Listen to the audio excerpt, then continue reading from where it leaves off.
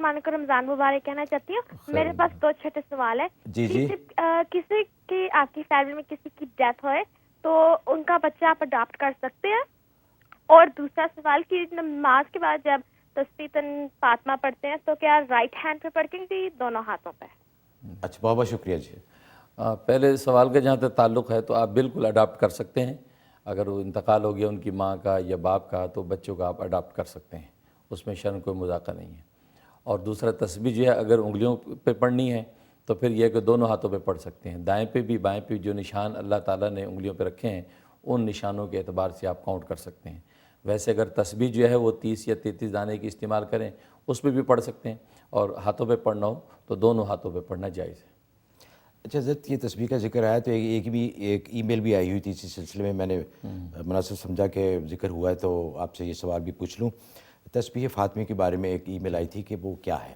حالانکہ بہت عام ہے لیکن انہوں نے پھر بھی پوچھا ہے کہ آپ دوسرے ناظرین کی بھی معلومات کے لیے ذرا فرما دیجیے. یہ ایسا ہوا تھا کہ حدیث میں آتا ہے کہ نبی پاک صلی اللہ علیہ وسلم کے پاس کچھ غلام آئے تھے تو حضرت علی رضی اللہ تعالیٰ عنہ نے حضرت فاطمہ الزہرا رضی اللہ تعالیٰ سے فرمایا کہ تم بھی جا کے حضور صلی اللہ علیہ وسلم سے کوئی غلام لے لو، اس لیے کہ گھر کے کام کاج میں دشواری ہوتی ہے. تم چکی پیستی ہو، باہر سے پانی لے کے آتی ہو، کمر پہ اس کے نشان بھی پڑ گئے تھے.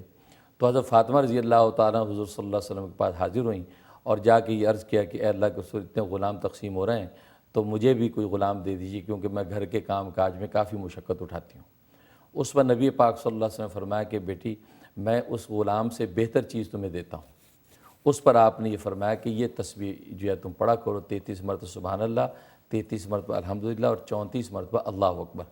یہ تم صبح شام پڑھا کرو تو یہ اس غلام سے بھی بہتر ہے جس غلام کا تم نے مطالبہ کیا ہے. اور اسی وجہ سے اس تسبیح کا عجیب ایک آزمودہ اس کا عمل ہے کہ کتنی بھی تھکاوٹ ہو، اب اگر یہ تسبیح پڑھ کے آپ بدن پہ دم کر کے رات کو سو جائیں تو بھلے آدھے گھنٹے کی نیند ملے تو کئی دن کا جاگا ہوا آدھے گھنٹے کے اندر سیر ہو جاتا ہے. تو اس لیے نبی پاک صلی اللہ علیہ وسلم نے فاطمہ الزہرا کو دیا کہ تمہارے بدن کی تھکاوٹ اور حفاظت کے لیے تسبیح بہت اکثیر ہے، لہٰذا یہ تسبیح پڑھو، غلام کی ضرورت نہیں ہے. تو اس لیے اس کا نام تسبیح فاطمہ بن گیا ہے. ماشاءاللہ جی بہت آسان ہے یعنی چند منٹ ہی لگتے ہیں اس میں.